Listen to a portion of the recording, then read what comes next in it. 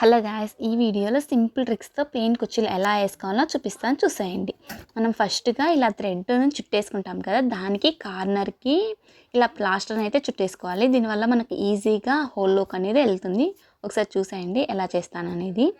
మనకు ఇక్కడ మగ్గం నీడిల్ అనేది ఉంటుంది కదా, ఆ మగ్గం నీడిల్తో ఇలా హోల్ చేసుకోవాలి. హోల్ చేసుకున్న తర్వాత ఈ ప్లాస్టర్ కార్నర్కి ఇలా లోపలికి ప్రెస్ చేసి ఇలా లాక్కోవాలి.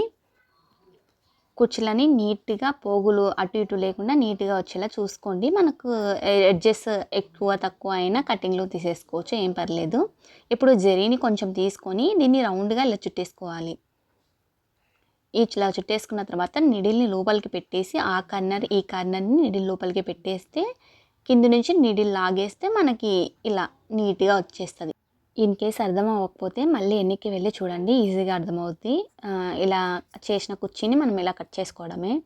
నేను కుర్చీకి మధ్య గ్యాప్ 1.5 ఇంచ్ పెట్టాను. ఇంకా 1 ఇంచ్ కూడా పెట్టుకోవచ్చు, దగ్గరగా వస్తాయి. నాకు మొత్తం 30 కుర్చీలు వచ్చాయి.